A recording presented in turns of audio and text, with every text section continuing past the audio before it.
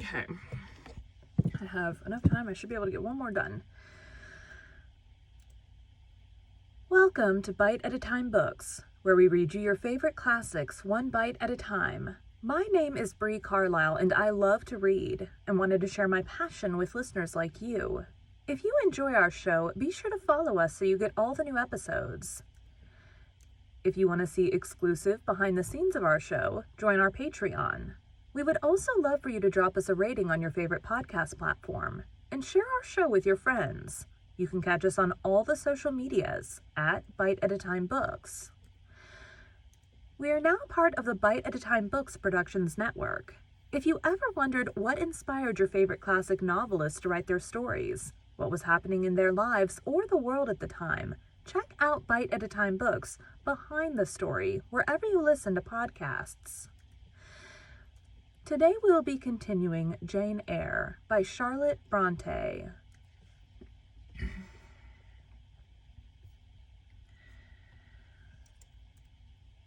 Chapter 33. When Mr. St. John went, it was beginning to snow. The whirling storm continued all night. The next day, a keen wind brought fresh and blinding falls. By twilight, the valley was drifted up and almost impassable. I had closed my shutter, laid a mat to the door to prevent the snow from blowing in under it, trimmed my fire, and after sitting nearly an hour on the hearth listening to the muffled fury of the tempest, I lit a candle, took down Marmion, and, beginning. Day set on Norham's castled steep, and Tweed's fair river broad and deep, and Cheviot's mountains lone, the massive towers, the donjon keep, the flanking walls that round them sweep, in yellow lustre shone. I soon forgot storm in music. I heard a noise. The wind, I thought, shook the door. No, it was St. John Rivers, who, lifting the latch, came in out of the frozen hurricane, the howling darkness, and stood before me. The cloak that covered his tall figure all white as a glacier. I was almost in consternation, so little had I expected any guest from the blocked-up vale that night. "Any ill news?" I demanded. "Has anything happened?" "No. How very easily alarmed you are," he answered, removing his cloak and hanging it up against the door, towards which he again coolly pushed the mat which his entrance had deranged. He stamped the snow from his boots. "I shall sully the purity of your floor," said he, "but you must excuse me for once." Then he approached the fire. "I have had hard work to get here, I assure you," he observed, as he warmed his hands over the flame. "One drift took me up to the waist. Happily the snow is quite soft yet." "But why are you come?" I could not forbear saying.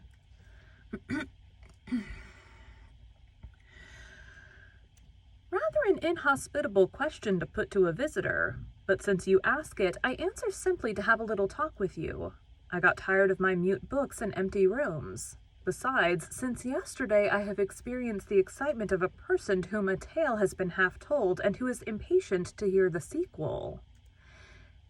He sat down.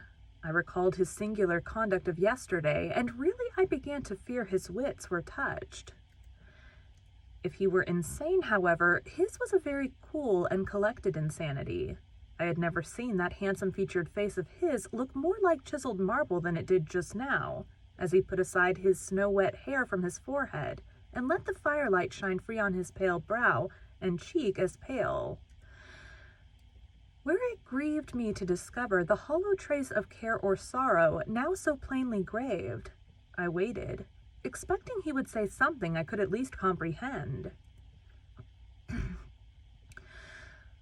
But his hand was now at his chin, his finger on his lip. He was thinking. It struck me that his hand looked wasted like his face. A perhaps uncalled-for gush of pity came over my heart. I was moved to say, "I wish Diana or Mary would come and live with you. It is too bad that you should be quite alone, and you are recklessly rash about your own health." "Not at all," said he. "I care for myself when necessary. I am well now. What do you see amiss in me?" This was said with a careless, abstracted indifference, which showed that my solicitude was, at least in his opinion, wholly superfluous. I was silent. He still slowly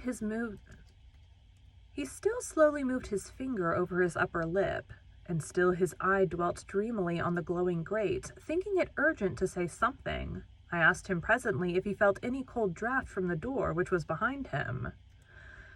No, no, he responded shortly and somewhat testily. Well, I reflected, if you won't talk, you may be still. I'll let you alone now and return to my book.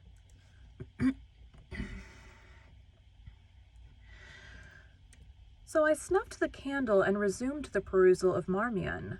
He soon stirred. My eye was instantly drawn to his movements. He only took out a morocco pocketbook, thence produced a letter which he read in silence, folded it, put it back, relapsed into meditation. It was vain to try to read with such an inscrutable fixture before me, nor could I, in impatience, consent to be dumb. He might rebuff me if he liked, but talk I would. Have you heard from Diana and Mary lately? Not since the letter I showed you a week ago.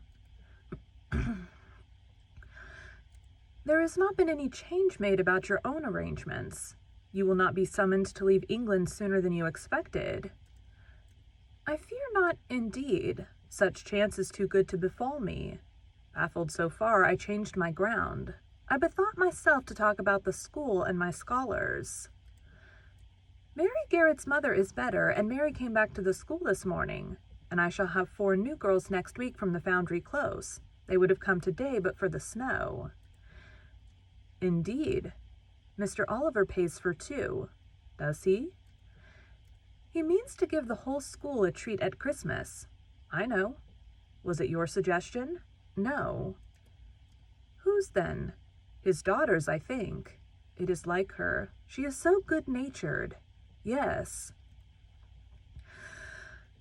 Again came the blank of a pause. The clock struck 8 strokes. It aroused him.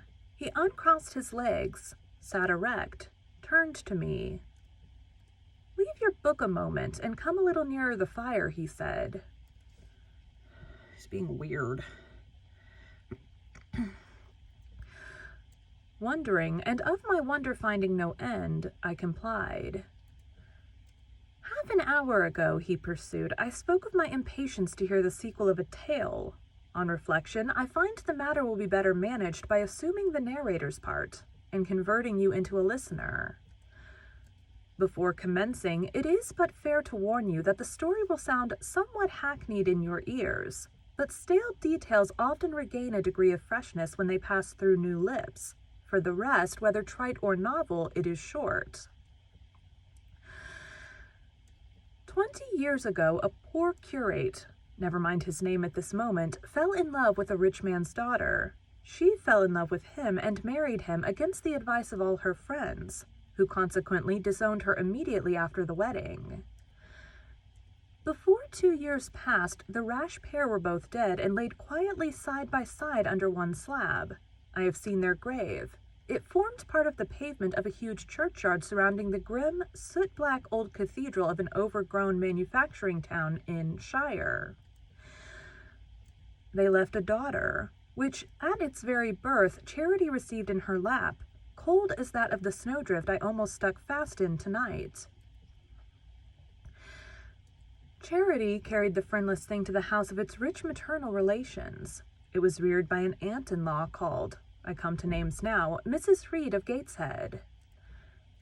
You start. Did you hear a noise?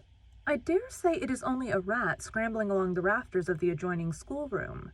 It was a barn before I had it repaired and altered, and barns are generally haunted by rats. To proceed, Mrs. Reed kept the orphan 10 years. Whether it was happy or not with her, I cannot say, never having been told. But at the end of that time, she transferred it to a place you know, being no other than Lowood School, where you so long resided yourself. It seems her career there was very honorable. From a pupil, she became a teacher, like yourself. Really, it strikes me there are parallel points in her history and yours. She left it to be a governess. There again, your fates were analogous. She undertook the education of the ward of a certain Mr. Rochester. Mr. Rivers, I interrupted.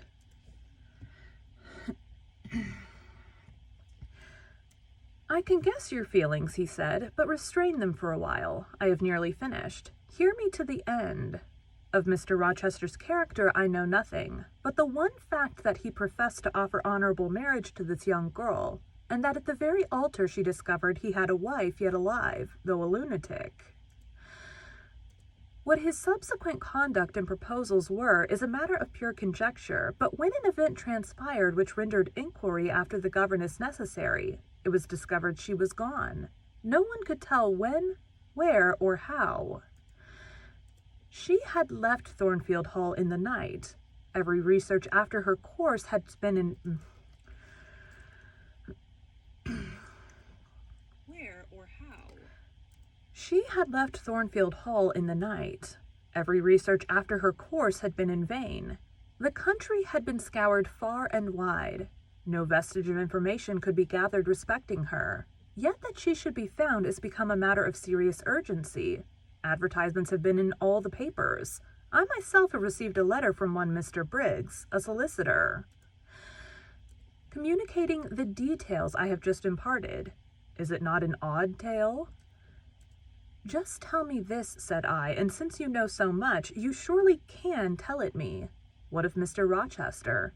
How and where is he? What is he doing? Is he well?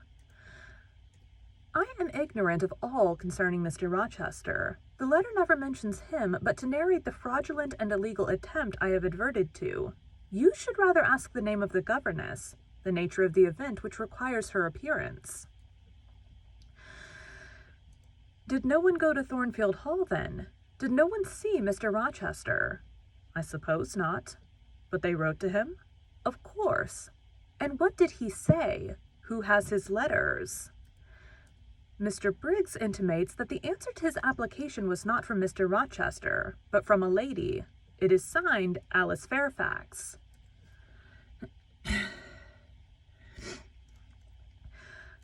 I felt cold and dismayed. My worst fears then were probably true.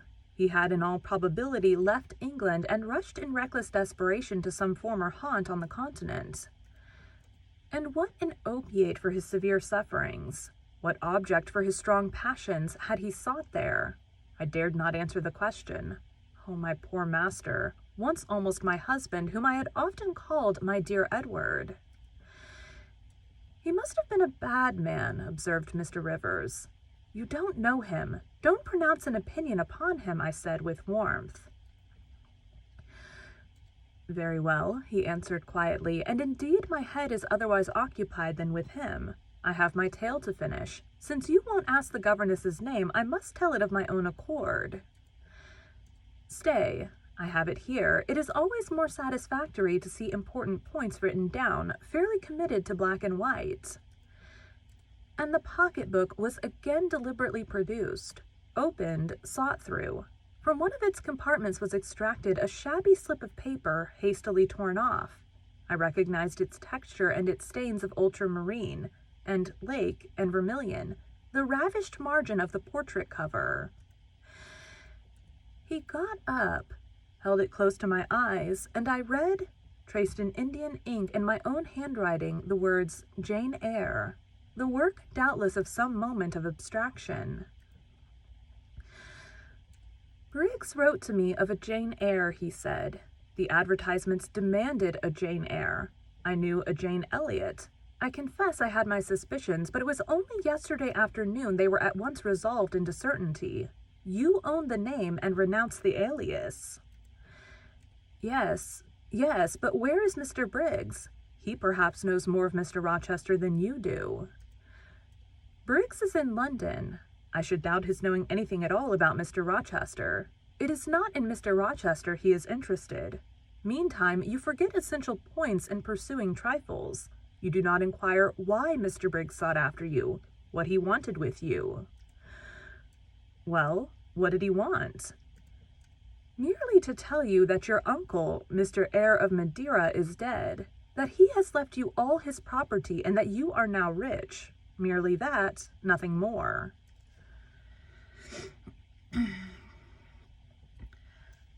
I... rich? Yes, you, rich, quite an heiress. Silence succeeded.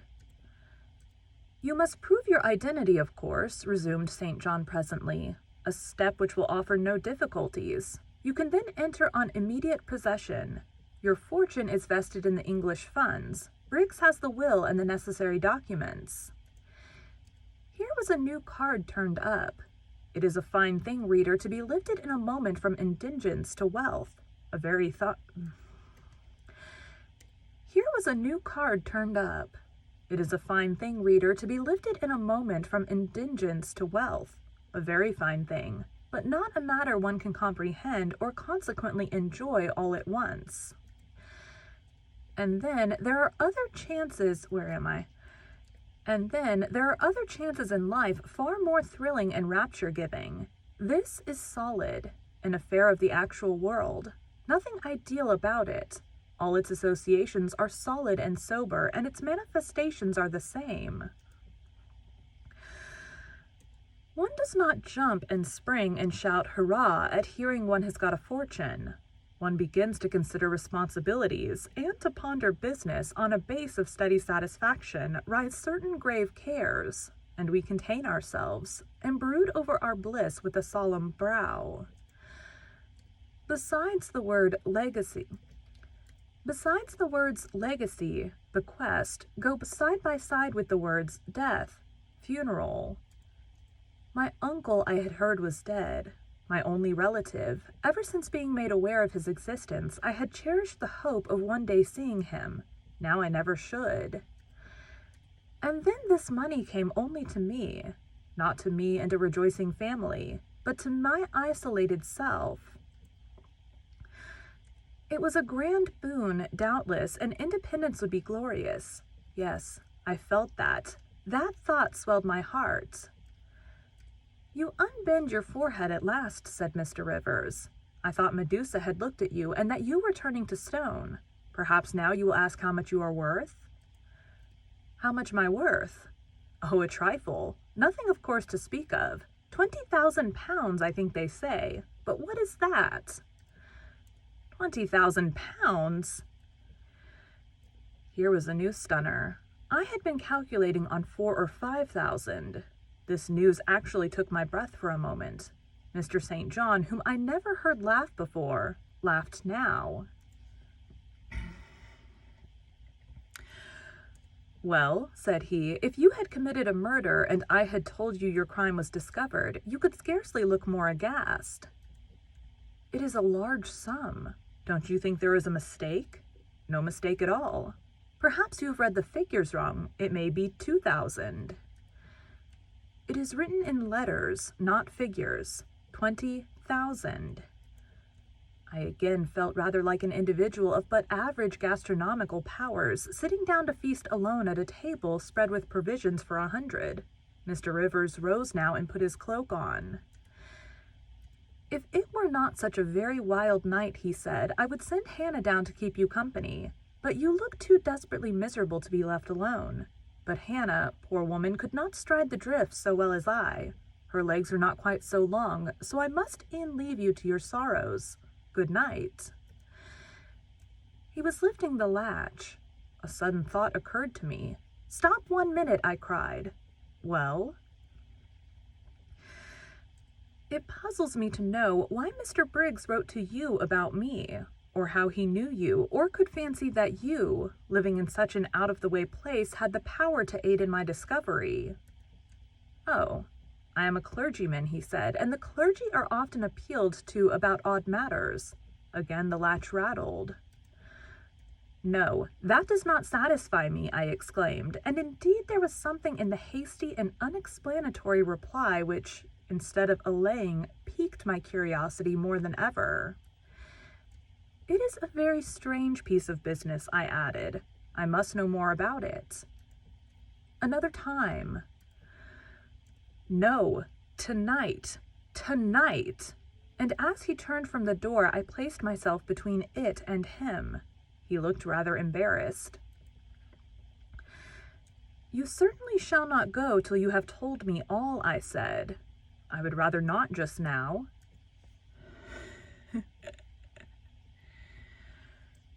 You shall. You must. I would rather Diana or Mary inform you. Of course, these objections wrought my eagerness to a climax. Gratified it must be, and that without delay I told him so. But I apprised you that I was a hard man, said he, difficult to persuade. And I am a hard woman, impossible to be put off.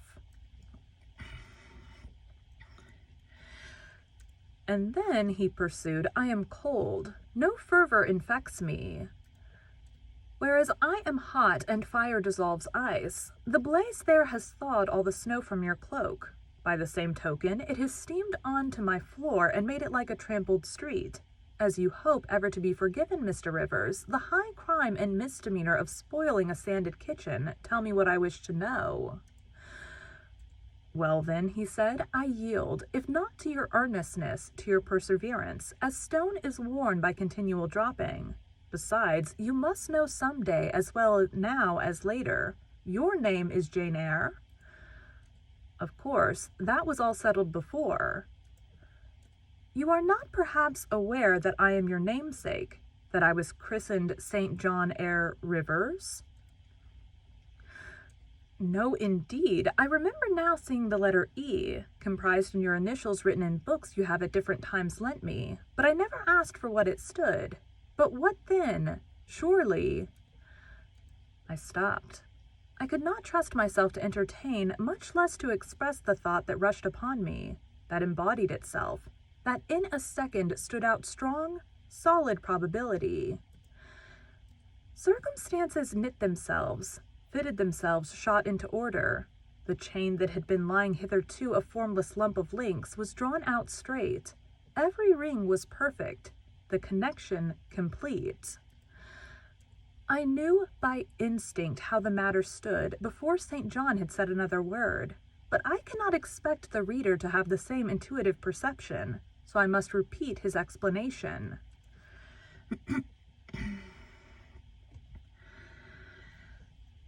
My mother's name was Eyre. She had 2 brothers, one a clergyman who married Miss Jane Reed of Gateshead, the other John Eyre, Esquire, merchant, late of Funchal, Madeira. Mr. Briggs, being Mr. Eyre's solicitor, wrote to us last August to inform us of our uncle's death, and to say that he had left his property to his brother, the clergyman's orphan daughter. Overlooking us, in consequence of a quarrel never forgiven between him and my father, he wrote again a few weeks since to intimate that the heiress was lost, and asking if we knew anything of her. A name casually written on a slip of paper has enabled me to find her out. You know the rest. Again he was going, but I set my back against the door. Do let me speak, I said. Let me have one moment to draw breath and reflect. I paused. He stood before me, hat in hand, looking composed enough. I resumed. Your mother was my father's sister? Yes. My aunt, consequently? He bowed. My Uncle John was your Uncle John. You, Diana, and Mary are his sister's children, as I am his brother's child. Undeniably. You 3 then are my cousins. Half our blood on each side flows from the same source. We are cousins, yes.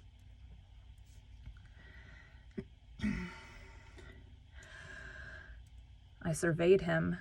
It seemed I had found a brother, one I could be proud of, one I could love, and 2 sisters whose qualities were such that, when I knew them but as mere strangers, they had inspired me with genuine affection and admiration. The 2 girls on whom, kneeling down on the wet ground and looking through the low latticed window of Morehouse kitchen, I had gazed with so bitter a mixture of interest and despair, were my near kinswomen. And the young and stately gentleman who had found me almost dying at his threshold was my blood relation. Glorious discovery to a lonely wretch. This was my wealth indeed, wealth to the heart, a mine of pure genial affections. This was a blessing, bright, vivid, and exhilarating. Not like the ponderous gift of gold, rich and welcome enough in its way, but sobering from its weight. I now clapped my hands in sudden joy. My pulse bounded, my veins thrilled. "Oh, I am glad, I exclaimed. St. John smiled. "Did I not say you neglected essential points to pursue trifles?" he asked. "You were serious when I told you you had got a fortune, and now, for a matter of no moment, you are excited." "What can you mean? It may be of no moment to you. You have sisters and don't care for a cousin. But I had nobody, and now 3 relations, or 2 if you don't choose to be counted, are born into my world full grown. I say again, I am glad." I walked fast through the room. I stopped, half suffocated with the thoughts that rose faster than I could receive, comprehend, settle them. Thoughts of what might, could, would, and should be, and that ere long I looked at the blank wall. It seemed a sky thick with ascending stars. Everyone lit me to a purpose or delight. Ow. Those who had saved my life, whom till this hour I had loved bearingly, I could now benefit. They were under a yoke. I could free them. They were scattered. I could reunite them. The independence, the affluence which was mine might be theirs too. Were we not 4, 20,000 pounds shared equally would be 5,000 each. Justice, enough and to spare. Justice would be done. Mutual happiness secured. Now the wealth did not weigh on me. Now it was not a mere bequest of coin. It was a legacy of life, hope, enjoyment. How I looked while these ideas were taking my spirit by storm, I cannot tell. But I perceived soon that Mr. Rivers had placed a chair behind me and was gently attempting to make me sit down on it. He also advised me to be composed. I scorned the insinuation of helplessness and distraction, shook off his hand, and began to walk about again. "Write to Diana and Mary tomorrow," I said, "and tell them to come home directly." Diana said they would both consider themselves rich with 1,000 pounds, so with 5,000 they will do very well. "Tell me where I can get you a glass of water," said St. John. "You must really make an effort to tranquilize your feelings." "Nonsense. And what sort of an effect will the bequest have on you? Will it keep you in England? Induce you to marry Miss Oliver and settle down like an ordinary mortal?" "You wonder. Your head becomes confused. I have been too abrupt in communicating the news. It has excited you beyond your strength." "Mr. Rivers, you quite put me out of patience. I am rational enough. It is you who misunderstand, or rather, who affect to misunderstand. Perhaps if you explained yourself a little more fully, I should comprehend better." "Explain? What is there to explain? You cannot fail to see that 20,000 pounds, the sum in question, divided equally between the nephew and 3 nieces of our uncle, will give 5,000 to each?" I didn't stop for some reason. "What I want is that you should write to your sisters and tell them of the fortune that has accrued to them." "To you, I mean." "I don't know." "To you, you mean." "I have intimated my view of the case. I am incapable of taking any other. I am not brutally selfish, blindly unjust, or fiendishly ungrateful. Besides, I am resolved I will have a home and connections. I like Moor House, and I will live at Moor House. I like Diana and Mary, and I will attach myself for life to Diana and Mary. It would please and benefit me to have 20,000, which, moreover, could never be mine in justice, though it might be in law.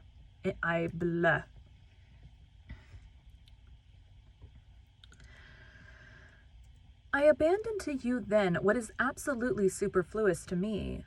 Let there be no opposition and no discussion about it. Let us agree amongst each other and decide the point at once. This is acting on first impulses. You must take days to consider such a matter, ere your word can be regarded as valid. Oh, if all you doubt is my sincerity, I am easy. You see the justice of the case?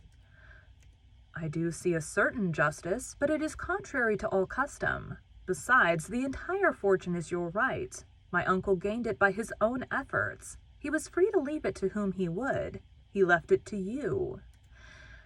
After all, justice permits you to keep it. You may, with a clear conscience, consider it absolutely your own.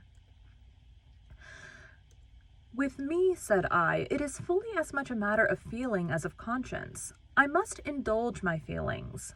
I so seldom have had an opportunity of doing so. Were you to argue, object, and annoy me for a year, I could not forego the delicious pleasure of which I have caught a glimpse, that of repaying, in part, a mighty obligation, and winning to myself lifelong friends. You think so now, rejoined St. John, because you do not know what it is to possess, nor, consequently, to enjoy wealth. You cannot form a notion of the importance 20,000 pounds would give you, of the place it would enable you to take in society, of the prospects it would open to you. You cannot. And you, I interrupted, cannot at all imagine the craving I have for fraternal and sisterly love. I never had a home. I never had brothers or sisters. I must and will have them now. You are not reluctant to admit me and own me, are you? Being rude, dude.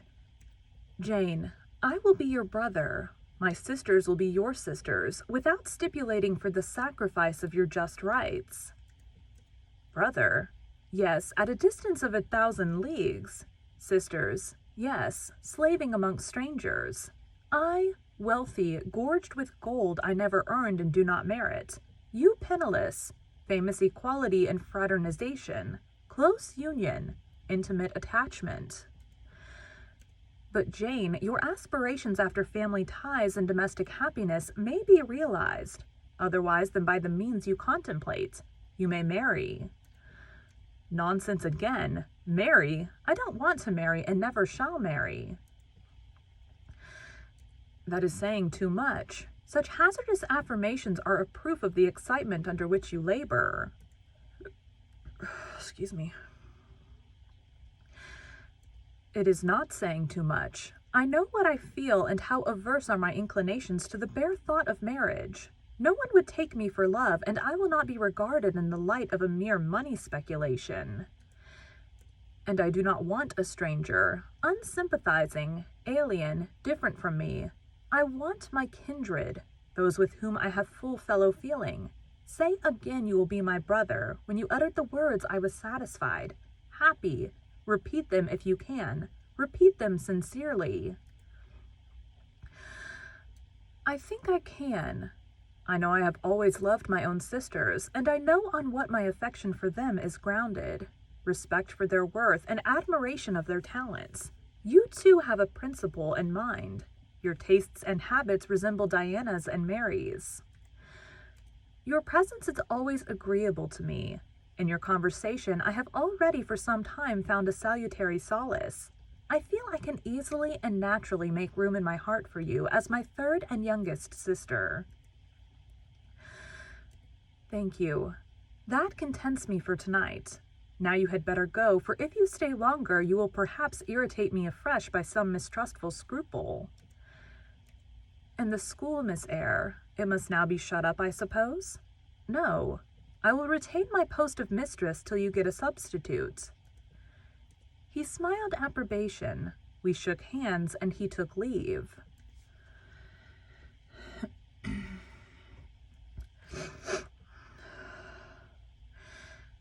I need not narrate in detail the further struggles I had and arguments I used to get matters regarding the legacy settled as I wished. My task was a very hard one, but as I was absolutely resolved, as my cousin saw at length that my mind was really and immutably fixed on making a just division of the property, as they must in their own hearts have felt the equity of the intention, and must, besides, have been innately conscious that in my place they would have done precisely what I wished to do. They yielded at length so far as to consent to put the affair to arbitration. The judges chosen were Mr. Oliver and an able lawyer. Both coincided in my opinion. I carried my point. The instruments of transfer were drawn out. St. John, Diana, Mary, and I each became possessed of a competency.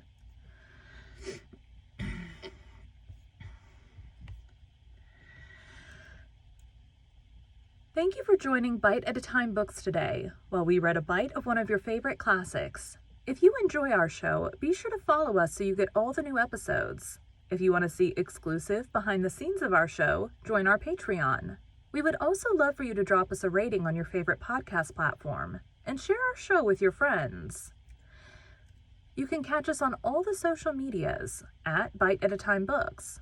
Also, be sure to check us on our website, www.biteatatimebooks.com. We are now part of the Bite at a Time Books Productions Network. If you ever wondered what inspired your favorite classic novelists to write their stories, what was happening in their lives or the world at the time, check out Bite at a Time Books, Behind the Story, Tuesdays wherever you listen to podcasts. Again, my name is Bree Carlisle, and I hope you come back tomorrow while we take the next bite of Jane Eyre. All right. Thanks, guys.